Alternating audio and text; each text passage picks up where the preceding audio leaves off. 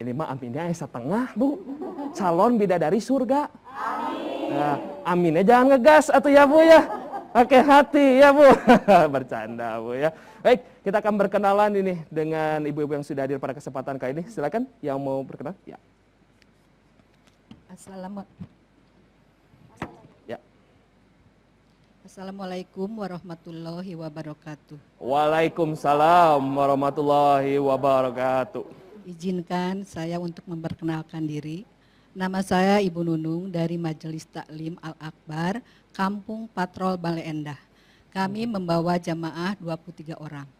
Kegiatan kami di Majelis Taklim tiap pada subuh itu pengajian, tadarus, fikih, terjemah, hadis. Itu perkenalan saya. Wassalamualaikum warahmatullahi wabarakatuh. Waalaikumsalam warahmatullahi wabarakatuh. Saya kagak dikasih kafling untuk ngomong, Kang. Ini mah ciciren, ciri-ciri penonton setia Cahaya Kolbu. Jadi udah tahu apa yang mau ditanya sama saya, jumlah jamaah dan juga kegiatan. Ya, ibu-ibu, saya pengen tanya, 1 tahun ada berapa bulan? 12. Yakin 12? Kalau di Islam tuh ada 3 bulan yang dimuliakan, ada 4 bulan yang disucikan. Cik, 3 bulan yang dimuliakan apa, Bu? Oh, sok acak-acakan. Tenang saudara-saudara, ibu-ibuku yang cantik. Yang pertama apa, ibu-ibu? Mau Ramadan, mau Rajab dulu. Mau dari akhir, mau dari awal? Dari awal, sok dari awal yang pertama apa? Ibu tahu nggak 3 bulan itu tuh memiliki rahasia, Bu? Udah tahu belum, Bu? Belum ya, kita sekarang tolabul ilmi ya. Tentunya pemirsa TVRI Jawa Barat, dimanapun Anda berada, tema kita kali ini adalah rahasia di balik 3 bulan mulia. Dan tentunya kita akan mengundang narasumber kita kali ini selaku penyuluh agama Islam Kemendag Kabupaten Bandung, Bapak Kiai Haji Atustuddin Mubarak MSY. Mangga Pak Kiai. Assalamualaikum. Waalaikumsalam warahmatullahi wabarakatuh. Alhamdulillah, kumaha damang? Sehat. Ibu-ibu sehat semua? Ini rawas ya di nandangat ayeuna teh hari ini senada ibu-ibu kompak hijau, akang-akang putih-putih, harideng pokoknya mah kompak kita akan tolabul ilmiah mengenai rahasia di balik 3 bulan mulia. Pak Kiai, silakan Pak. Kita akan berbincang mengenai 3 bulan yang memiliki rahasia yang dimuliakan. Ada 4 bulan yang disucikan, ada 3 bulan yang dimuliakan.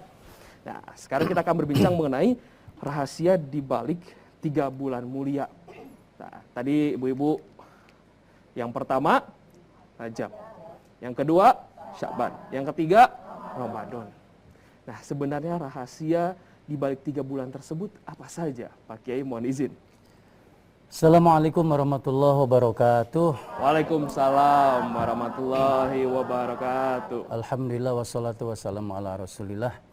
Alhamdulillah dengan taufik dan hidayah Allah, pada sore hari ini kita bertemu di Cahaya Kolbu. Mudah-mudahan kita mendapatkan curahan rahmat dan barokah Allah Subhanahu wa taala. Amin. Baik Ibu, tentu tema ini menarik untuk didiskusikan karena setiap datang 3 bulan ini ya ada 3 bulan yang suci, betul, ada 3 bulan yang mulia.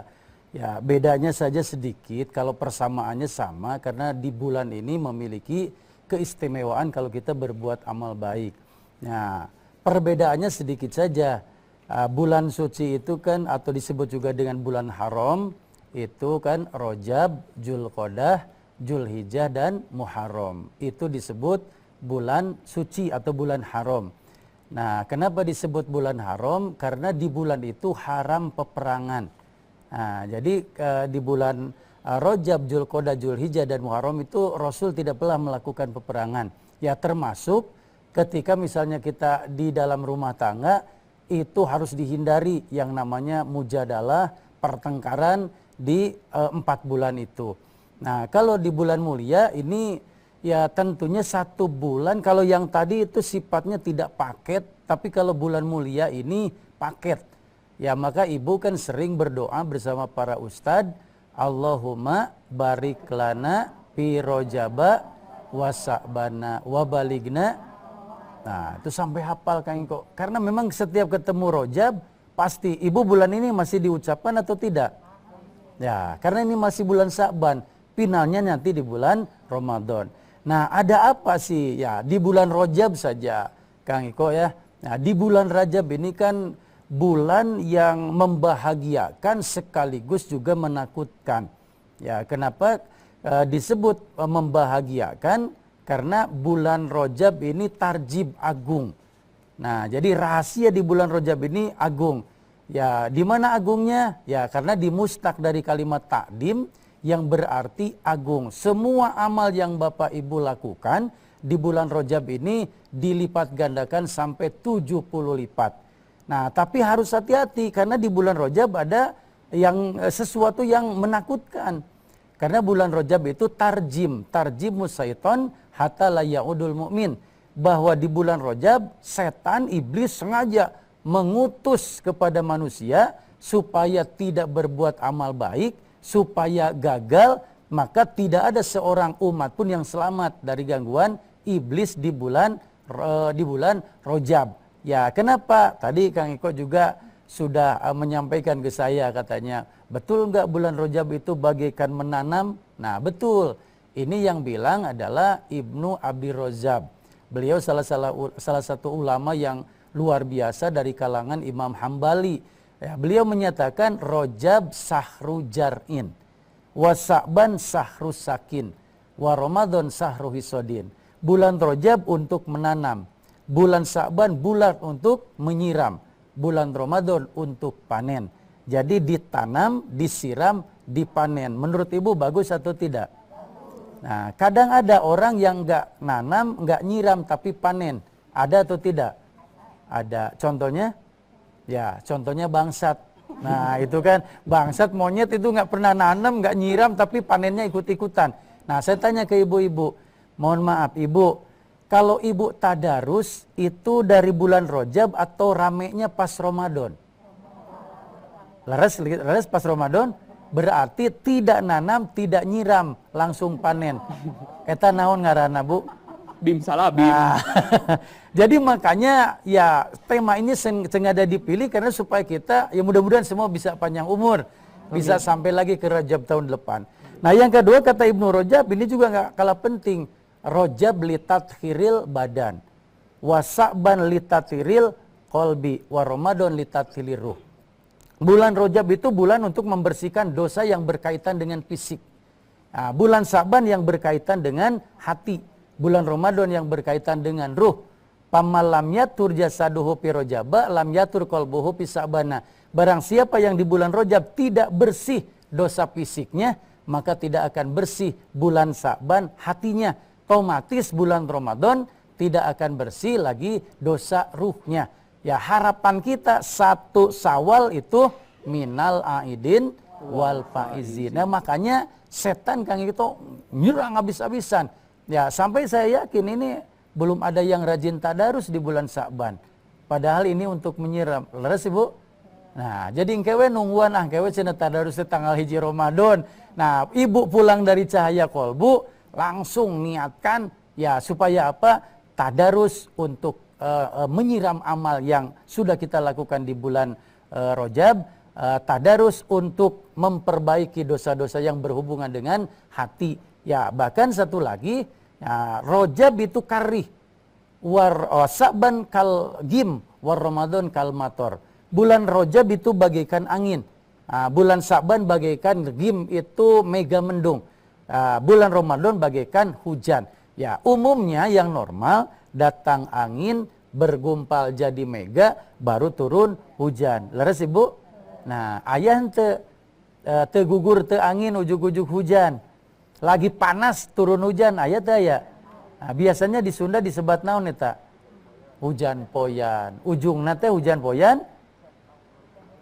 Hujan poyan nyiwit ceuli. Tuh bener. Nah, eta lieur eta napin teh, Bu. Di mana-mana hujan mah nyokot payung, lain nyiwit ceuli. Nah, Ibu kayak gitu. Rajab nggak tadarus, Sa'ban nggak tadarus. Datang bulan Ramadan langsung rajin tadarus, eta teh sami sareng hujan poyan nyiwit lieur eta teh nya. Nah, itu Kang Iko ya di antaranya rahasia yang terkuat di 3 bulan ini. Baik, tentunya ini kalau misalnya Pak Kiai, tadi kan kita berbincang tentunya ini ada menanam, ada menyiram, dan juga tentunya memanen begitu. Nah, jika ya mungkin tadi sudah sedikit disinggung begitu, jika ada salah satu proses yang tidak dijalani, mungkin saja pada saat pembersihan fisik dia oke begitu ya, pada saat di bulan Rajab. Pada di Sya'ban hatinya mungkin tidak bersih begitu. Apakah di Ramadan bisa mendapatkan pembersihan ruh atau tidak? Nah ini makanya Rasulullah SAW kok melapalkan doa ini itunya, dan rutin itu. Setiap ketemu Rajab, beliau itu selalu Allahumma barik lana fi Rajaba wa Sa'bana wa baligna Ramadhana. Berarti ini adalah 3 bulan paket ya yang mesti kita jalankan. Jadi kalau gagal Rajab, pasti gagal Sa'ban, pasti gagal Ramadan. Nah, berhasil Rajab, berhasil Sa'ban, berhasil Ramadan. Tapi penilaian ini Kang Iko bukan dari kita. Ya, walaupun misalnya kita dari Rajab sudah tadarus, apakah di tadarus ini ya muncul ikhlasnya atau tidak? Siapa tahu hanya sekedar baca-baca Quran tanpa tulus ikhlas, berarti kan nol. Ya makanya walaupun kita tidak tadarus di bulan Rajab, mungkin ibu beramal dengan amalan yang lain yang Allah catat sebagai amal baik, itu proses penanaman. Jadi jangan sampai ada orang sombong, tenang saya manges beres, Rajab teh pepelakan teh sagala dipelak. Nah begitu Sa'ban juga sama, Ramadan juga misalnya panen. Nah belum tentu. Nah karena itu kembali ke diri kita, ikhlas atau enggak ketika kita beramal. Yang pasti kalau terlewat, ya masih bisa dikodok. Ya jadi ketika misalnya bulan lalu, bulan Rajab kita belum beramal dengan penuh, nah sekarang saja. Karena innamal a'mala bil khawatim. Itu Rasulullah dalam hadis yang sahih menyatakan, prinsipnya amal itu yang dilihat ujungnya. Ya jadi ujungnya. Jadi ketika masa lalu di bulan Rajab belum ya melakukan amalia secara maksimal, mumpung Sa'ban ini baru tanggal 15. Ini insya Allah Kang Iko masih pada putih-putih semua. Karena setoran amal tahun kemarin kan malam tadi Allah tarik semua. Hari ini itu ibu insya Allah masih putih bersih. Alhamdulillah. Tapi ibu pulang ke jalan dijamin nggak masih putih? Saya tidak jamin, karena pasti ada yang akan ngomongin saya nanti di jalan. Itu kelihatannya sudah ada ngomongin kita berdua, Kang Iko, itu ketika kelihatannya. Iko sareng Pak Kiai bung foto cenah. Da buru-buru. Jadi kita bodas teh Ibu. Tapi Kang Iko, karena kita pasti diomongin nanti, jadi sebelum diomongin kita maafkan saja duluan. Jadi silakan Ibu, kalau nanti pulang dari sini Ibu mau ngomongin saya sama Kang Iko, sudah dimaafkan sebelum Ibu ngomongin. Ya mangga bebas Ibu lah, bebas dugika panas cili gitu nana. Pak Kiai, ini ada keistimewaan, ada kemuliaan tentunya pada saat Rajab. Ini ada doa Rajab begitu ya. Iya, betul. Doa Rajab yang tentunya ini semoga saja hingga sampai Ramadan begitu ya. Betul, nah, berbeda kenapa kalau misalnya di 4 bulan yang disucikan itu, apakah ada doanya? Apakah hanya doa Rajab saja? Iya. Kalau doa ini, doa yang termaktub di dalam hadis yang tadi, ya memang yang menyatu itu hanya ini saja. Ya, di bulan-bulan yang lain misalnya, ya contoh yang suci itu kan di Zulqodah, di Zulhijjah ada doa-doa tapi tidak paket sifatnya. Itu hanya doa-doa ya yang khusus di bulan itu dimintanya. Ya termasuk di bulan Muharram juga. Ya ada juga doa khusus, misalnya kayak di bulan Zulhijjah itu kan Allahumma hdini wasadidni. Nah ya Allah berilah kami hidayah, jadikanlah kami orang benar. Itu ada doa-doa tapi tidak sepaket Rajab, Sa'ban dan Ramadan. Nah, kalau ini makanya tadi prinsipnya gagal yang satu berarti gagal ke depannya. Ya, makanya ya harus benar-benar ketika masuk di bulan Rajab itu ya kita benar-benar ya beramal dengan maksimal.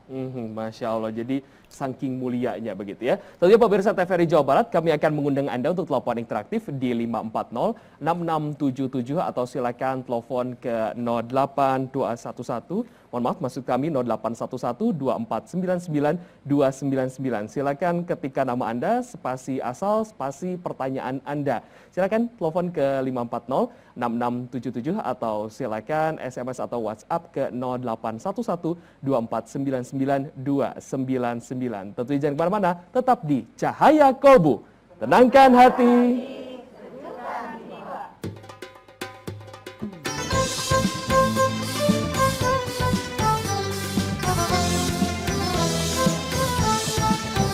Tenangkan hati, sejukkan jiwa dalam cahaya kolbu.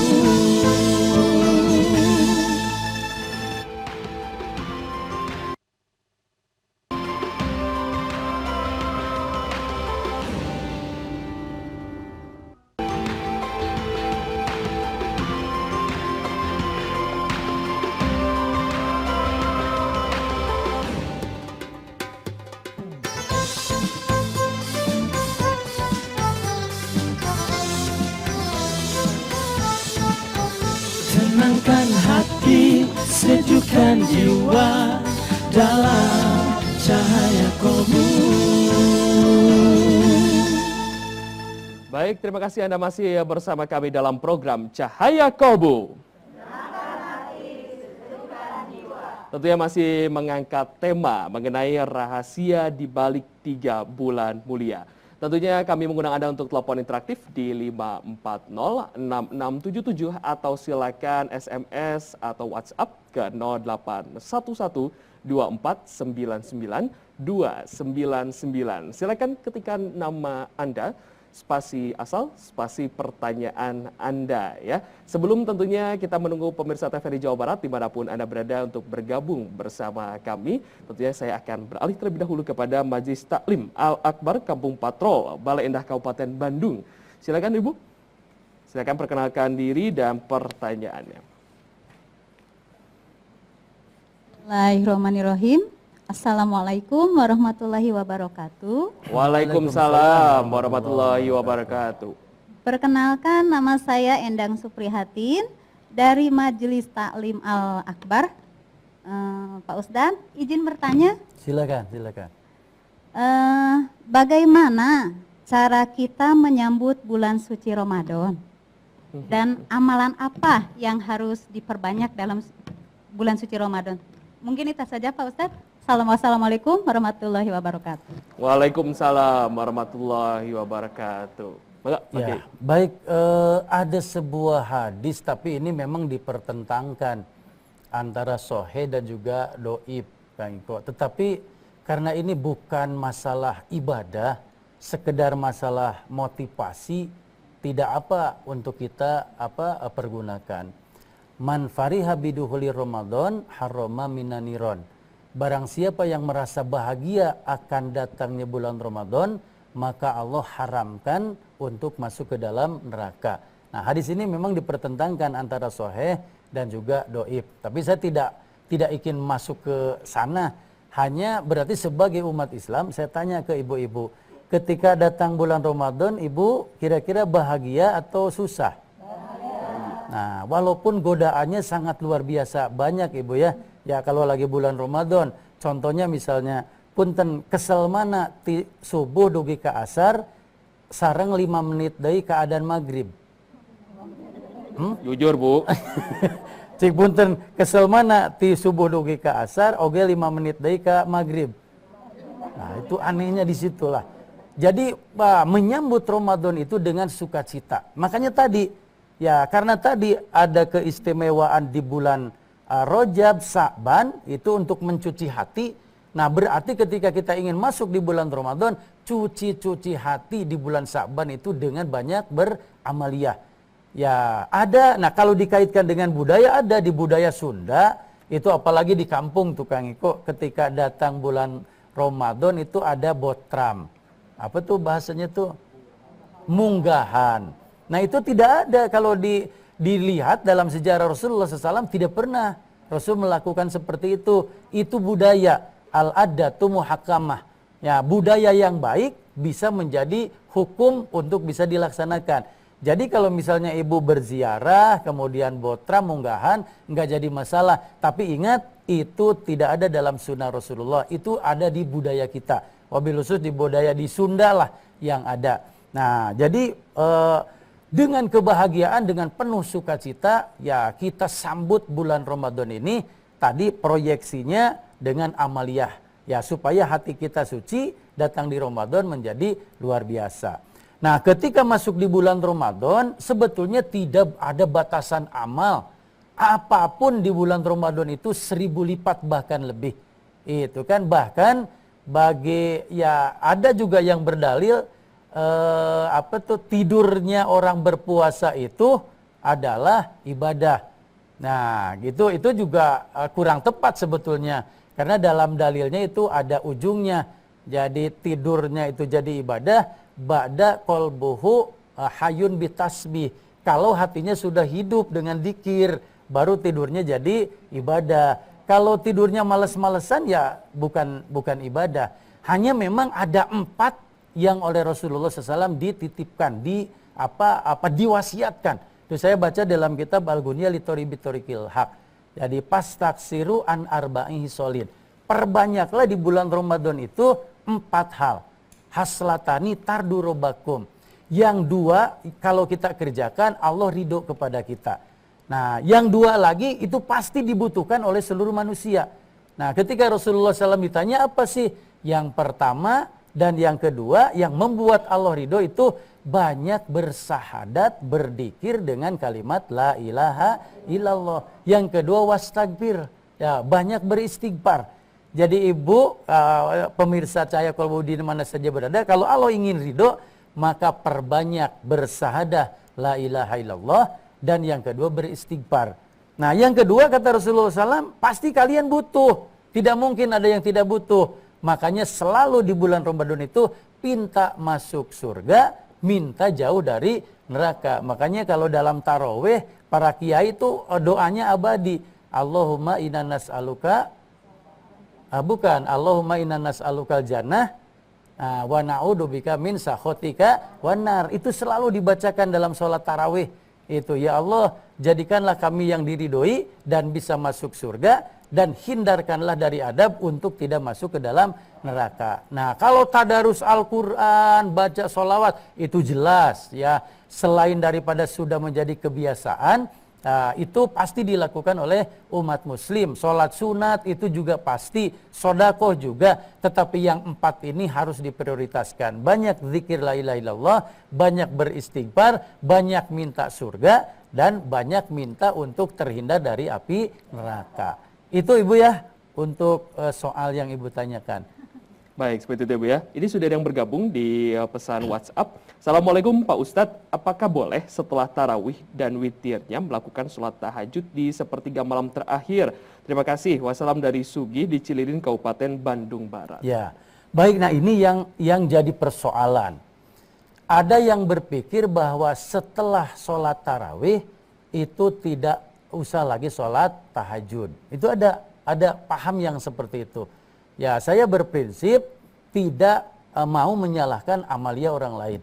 Ya, jadi misalnya begini, kalau kita beda antara tarawih dengan tahajud. Kalau tarawih itu qiyamul lail, ya itu rentetannya itu. Kalau tahajud itu sesuatu yang memiliki persyaratan khusus.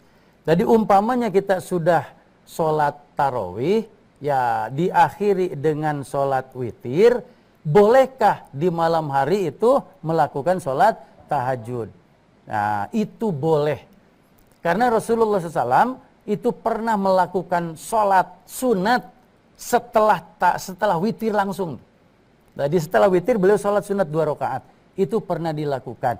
Ya kan, yang tidak boleh itu witir 2 kali. Nah, jadi umpamanya gini, kalau Kang Iko sudah tarawih ditutup dengan witir. Nah, kemudian nanti jam 2 bangun. Nah, jam 2 bangun sholat tahajud. Ya, sholat malam. Tidak usah ditutup lagi dengan witir. Karena witir bukan penutup ibadah sholat. Bukan. Itu kan bukan. Hanya sebaiknya witir itu dilakukan di akhir hari. Contoh, siapa sih sahabat Rasul yang witirnya sebelum tidur? Nah, ini siapa? Yang pertama Sayyidina Abu Bakar, yang kedua Sayyidina Utsman. Jadi Sayyidina Utsman selalu witirnya sebelum tidur. Karena beliau merasa begini, takut tidak ada umur. Kan kita nggak tahu apakah tahajud bisa bangun atau tidak. Maka Sayyidina Abu Bakar sama Sayyidina Utsman itu selalu witirnya itu ba'da sholat isya sebelum tidur. Nah, beda dengan Sayyidina Ali dan Sayyidina Umar bin Khattab. Itu witirnya selalu setelah tahajud. Nah, yang tarawehnya 20 itu kan ikut asarnya Sayyidina Umar bin Khattab. Sayyidina Umar bin Khattab itu witirnya di penghujung malam. Nah, kalau di kita kan, ya di kita itu jadi kolaborasi. Tarawehnya ikut Sayyidina Umar, witirnya ikut Sayyidina Utsman. Jadi dikolaborasikan. Nggak masalah. Yang pasti ikhwan kita yang ada di Cililin. di Cililin, witir bukan ujung daripada sholat malam. Itu kan. Nah, karena ada contoh dari sahabat juga, ada yang witir setelah isya, ada yang setelah tahajud. Hanya tidak boleh di kedua-duanya karena tidak akan witir lagi. Kang Iko misalnya habis tarawih 3 rakaat nih witir. Nah, pas tahajud 3 rakaat, 3 sama 3 6. Witir atau bukan? Bukan. Jadi tidak akan ketemu witirnya. Kalau misalnya sholatnya 2 rakaat ya bukan witir, cuma 2 rakaat. Jadi cukup witir itu dilakukan 1 kali. Walau ini ikhtilaf, saya mengambil pendapat yang barusan yang kedua. Jadi diperbolehkan. Baik, sepertinya Pak Kiai ini sudah ada yang bermunculan lagi. Tentunya ini mungkin sudah bersiap begitu menghadapi Ramadan. Ini ada Asep dari Bandung, tapi sebelumnya tadi mengucapkan terima kasih pada Pak Sugiyah di Cililin Kabupaten Bandung Barat sudah bergabung bersama kami. Ini ada Asep dari Bandung. Pekerjaan yang bagaimana yang membolehkan orang tidak berpuasa dan bisa diganti di hari-hari yang lain selain bulan Ramadan, katanya. Ya, baik, memang ada kodo itu ada dalam bentuk kodo penggantian ibadah puasa, ada kodo bukan dengan puasa tetapi dengan fidyah. Nah, siapa misalnya yang bisa fidyah? Itu diantaranya ibu-ibu yang hamil. Ya, yang jelas ibu-ibu yang hamil, yang menyusui ketika batal saum Ramadan tidak usah pakai kodo karena ada jeda kan sampai haulaini sampai 2 tahun anaknya itu bisa menyusu. Setiap menyusu boleh tidak puasa. Ya makanya diganti dengan fidyah. Walaupun ada pendapat ulama lain, ibu hamil itu harus 2 katanya. Fidyah ya kodo. Tapi saya mengambil yang pendapat yang pertama yang fidyah saja. Atau misalnya yang sudah tua renta yang memang tidak kuat lagi berpuasa, itu nggak usah mikir-mikir kodo, fidyah saja. Dan fidyah juga nggak gede, ya nggak gede sih sebetulnya. Kalau fidyah itu kalau diuangkan tidak nyampe 15.000, itu kalau diuangkan hanya 1 sok saja, itu tidak nyampe 15.000. Tapi di kita suka dihitungnya gini, apa yang kita makan kita sedekahkan itu jauh lebih baik. Kalau makan kita 25.000, yang kita fidyahkan 25, itu yang baik sebetulnya. Ya, karena kita berarti menyadari apa yang kita butuhkan dan apa yang lain. Nah, bagaimana dengan kerja keras, pekerja? Nah, ini jadi pekerja ini kalau dia melakukan ibadah puasa malah membahayakan orang lain. Contoh misalnya supir bus. Ini bayangin kan kalau di Tanah Suci Mekah kan Mekah Madinah itu 400 kilo lebih. Kalau dia misalnya sambil berpuasa, itu di belakang ada 60 jamaah yang harus diselamatkan. Nah, tipikal seperti itu, Kang Iko. Yang boleh tidak puasa, nanti di bulan lain dicicil. Ketika dia tidak nyupir, dia kodok. Nah, kan yang keduanya kan ada alasan bahwa perjalanan jauh kan boleh tidak berpuasa. Nah, itu di antara pekerja berat itu seperti itu. Ada misalnya pekerja tambang. Itu kalau saya ngobrol dengan pekerja tambang yang berada di Papua sana, itu berat dan menguras tenaga. Nah, tipe-tipe yang seperti itu boleh untuk tidak berpuasa, tetapi ketika dia libur berarti wajib kodok, bukan fidyah. Ya, jadi wajib dikodok. Jadi itu yang berat. Ya, bagaimana cenah Pak? Abdi mah nyeseuh calana salaki. Eta mah teu kudu dikodok nu kitu nya. Apalagi kan nggak usah pakai tangan sendiri, langsung ada mesin selesai. Nah, contoh-contohnya yang seperti itu. Jadi kalau pekerjaan yang tidak menguras tenaga berat dan tidak membuat orang lain celaka, itu tidak ada rukhsah untuk tidak berpuasa. Ya, seperti itulah. Kayak misalnya mau balik bulan Ramadan kadang pagi ngaji, siang ngaji. Berarti Pak ya habis sore biasa itu tidak termasuk pekerjaan keras. Ya, kenapa dia daftar jadi mubalik? Nah, itu salahnya. Nah, Baik, Pak Kiai, saya pengen nanya juga nih, karena kan tadi setiap bulan ini ada pembersihan, mulai dari fisik, hati, dan juga ruh. Sebenarnya amalan-amalan apa saja sih Pak Kiai yang agar tentunya kita ini bersih dan merasakan, oh berarti ini saya sudah melakukan pembersihan ataupun istilah mencuci, baik itu dari fisik, dari hati, dan juga ruhnya. Nah, Pak Kiai, tapi jangan dulu dijawab ya Pak Kiai ya. Kita tahan dulu aja biar pemirsa TVRI Jawa Barat ini sedikit kepo dan juga tahan tetap berada di tempatnya. Tentunya kami juga mengingatkan kepada Anda untuk silakan gabung bersama kami interaktif di 540 6677 atau silakan WhatsApp atau SMS ke 0811 2499 299. Silakan ketika nama Anda, spasi asal, spasi pertanyaan Anda. Tentunya jangan kemana-mana, tetap di Cahaya Kolbu.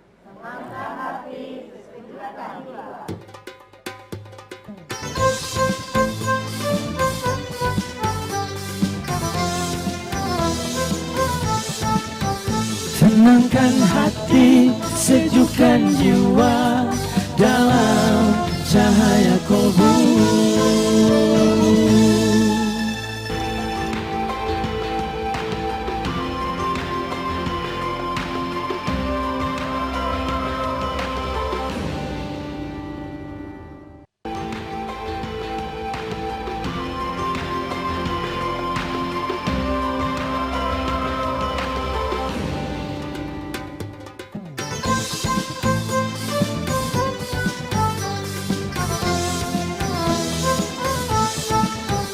Tenangkan hati, sejukkan jiwa dalam cahaya kolbu. Baik, terima kasih Anda masih bersama kami dalam program Cahaya Kolbu. Tentunya kita masih mengangkat tema mengenai rahasia di balik 3 bulan mulia. Tentunya kami masih mengundang Anda untuk telepon interaktif di 540 6677 atau silakan SMS, WhatsApp juga boleh ke 0811 2499 299. Silakan ketikkan nama Anda, spasi asal, spasi pertanyaan Anda. Sebelum tadi kita rehat sejenak, saya sudah melemparkan pertanyaan kepada Pak Kiai. Pak Kiai, aman-aman apa saja tentunya untuk mencuci ataupun pembersihan dari mulai fisik, hati, dan juga ruh pada saatnya nanti kita akan hingganya di bulan Ramadan. ya, baik sebetulnya Kang Iko ya seluruh amal yang kita laksanakan itu pasti ada pengaruh terhadap kesucian jiwa. Tetapi Rasulullah SAW menyatakan kullu syai'in siqolah wa siqolatil qalbi dzikrillah. Segala sesuatu ada alat untuk mencucinya. Nah, jadi kalau kita ingin mencuci kotoran hati yaitu dengan banyak berzikir kepada Allah. Nah, ini dzikir sendiri kan kalau kita jabarkan baca Quran juga baik. Ya, baca Quran kalau kita istiqomah membaca Al-Quran kan hidayah itu pasti. Inna hadal Quran yahdi lillati hiya aqwam. Jadi kan sesungguhnya Al-Quran itu diturunkan membawa hidayah ke jalan yang paling lurus. Jadi kalau Kang Iko misalnya targetnya untuk meluruskan jiwa, membersihkan hati dengan istiqomah membaca Al-Quran, itu sungguh sangat luar biasa. Itu kan. Kemudian kalimat misalnya kalau targetnya untuk pembersihan dosa selain istighfar, Rasul pernah menyatakan dalam hadis sahih, man qala la ilaha illallah wa maddaha bi ta'dim hudibat arba'atu minal kabair. Barang siapa yang mengucapkan kalimat la ilaha illallah dengan niat tulus ikhlas mengagungkan Allah, itu akan diampuni satu kali itu 4.000 dosa yang besar. Bahkan ada efek Kang Iko. Karena Kang Iko ini belum punya istri, jadi masih sendiri. Aduh, nah, kalau sudah punya keluarga itu kan, sahabat ada yang nanya kepada Rasul, kaifa lam taku minal kabair. Ya Rasulullah, bagaimana kalau dosa saya sudah bersih? Ya dosa kalau kita setiap hari kita tobat, ya tentu ada habisnya. Makanya sobat ngomong ke Rasul, kaifa lam taku minal kabair. Bagaimana kalau dosa saya sudah bersih? Rasul menjawab, hudimat ahlihi wa ahli zironihi. Bersih pula dosa keluargamu dan dosa tetanggamu. Jadi ada efek dari dzikir yang kita lakukan itu. Makanya seperti Imam Abu Hanifah, beliau kalau mau tidur itu baca subhanallah itu 12.000 kali. Ditanya, kenapa terlalu banyak? Engkau kan ulama besar, kenapa baca tasbihnya sampai 12.000? Jadi katanya yang 6.000 itu buat saya, yang 6.000 itu buat istrinya. Ya diniatkan gitu kan, diniatkan saking solehnya Imam Abu Hanifah sampai wirid saja itu diperuntukkan kepada istrinya. Ya itu kan makanya saya juga mengikuti kalau saya berdoa, ya Allah ampuni dosa saya, dosa kedua orang tua saya, dan dosa mertua saya. Karena takut istri nggak berdoa. Tapi kalau ibu melakukan, ibu nggak usah lapor ke suami. Tenang Kang lah, pokoknya masih mama nges beres, ulah tekudu lah. Jadi takut jadi nggak ikhlas malah nantinya. Nah seperti itu Kang Ikonya. Jadi banyak sekali amalan yang bisa kita perbuat. Ya apalagi yang sifatnya sunnah. Kalau wajib itu sudah pastilah. Kalau sunnah kan banyak kita tinggalkan. Baik, terima kasih Pak Kiai. Pak Kiai ini sudah ada yang bergabung lagi. Assalamualaikum warahmatullahi wabarakatuh. Saya Ibu Nenden dari Cikutra Barat, Bandung. Pak Kiai, malamnya nisfu Sya'ban. Apakah besoknya sunnah puasa apa enggak? Bagaimana? Ya. Jadi kalau nisfu Sya'ban itu memang Rasulullah SAW pernah menyatakan bahwa di nisfu Sya'ban itu tarik amal. Beliau berharap di hari Senin, hari Kamis berpuasa itu supaya ketika amalnya ditarik itu beliau dalam keadaan puasa. Nah, baiknya memang puasa. Ya, karena apa? Karena itu yaumul abyad. Ya kan 13, 14, 15. Jadi bukan hanya hari ini tanggal 15, puasanya itu di yaumul abyad dari tanggal 13. Karena itulah sejatinya awal puasa yang diwajibkan kepada Nabi Adam alaihissalam itu kan setiap tanggal 13, 14, 15. Bagi Nabi Adam wajib, bagi kita itu sunnah. Jadi jangan hanya 14, 15-nya kan, harus 3 hari.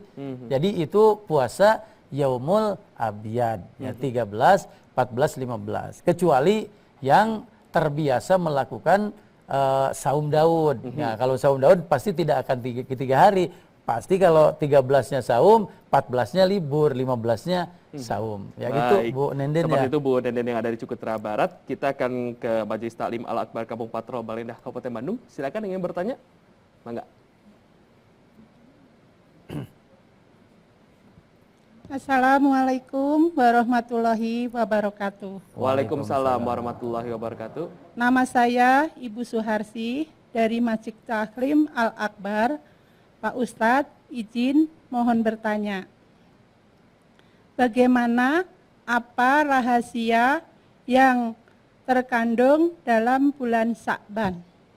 Waalaikumsalam warahmatullahi wabarakatuh. Waalaikumsalam warahmatullahi. Baik, terima kasih Bu. Silakan Pak. Ya, baik. Singkat saja Pak. Rahasia yang ada di bulan Sya'ban. Nah ini yang pertama Ibu ya, yang jarang kita ketahui dan jarang kita banggakan, bulan Sya'ban itu Kang Iko ulang tahun sholawat. Nah saya temukan dalam salah satu kitab ulama menyatakan bahwa sahrus sholawah. Jadi bulan Sya'ban itu sahrus sholawah. Kenapa disebut dengan bulan sholawat?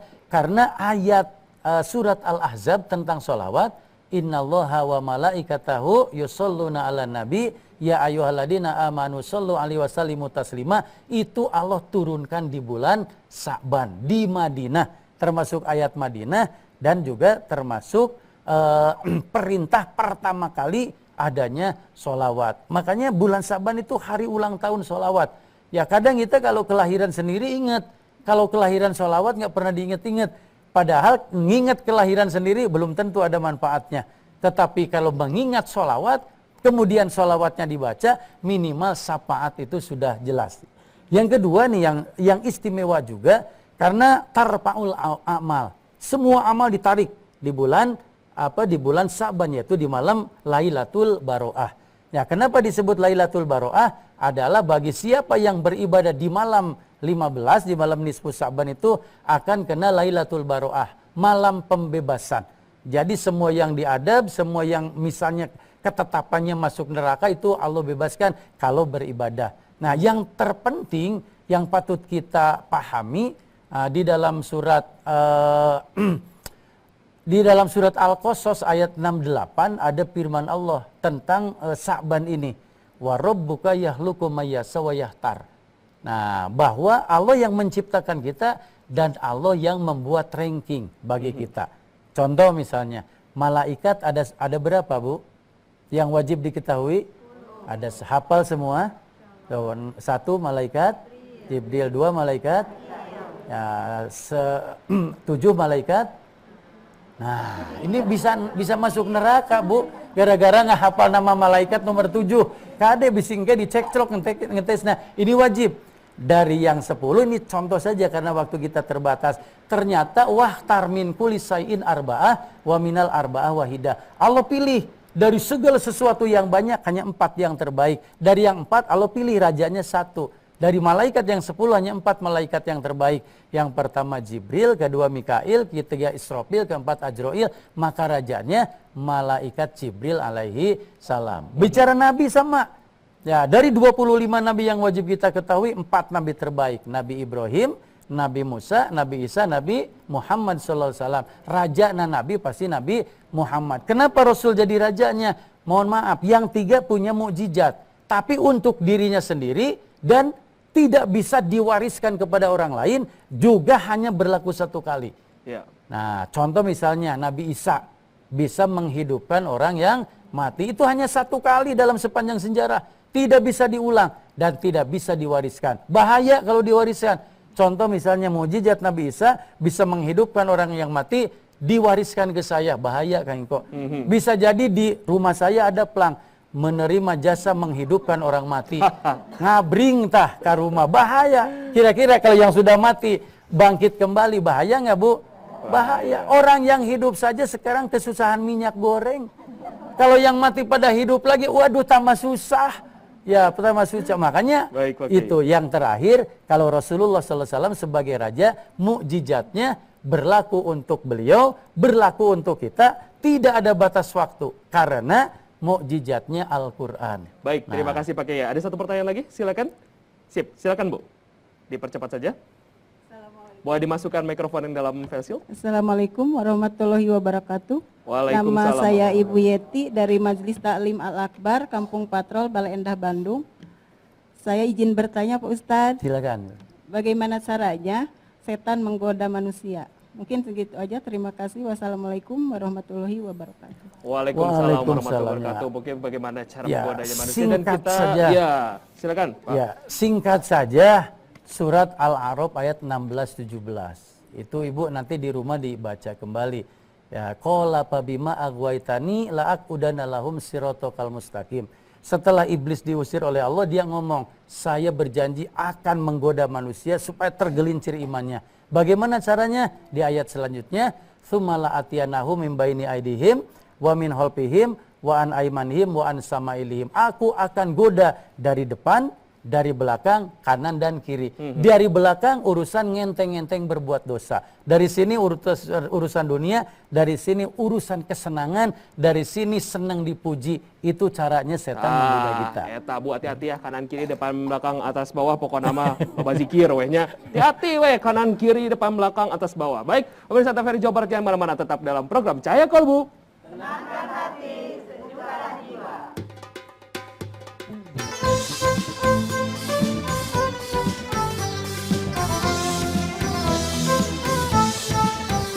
Tenangkan hati, sejukkan jiwa.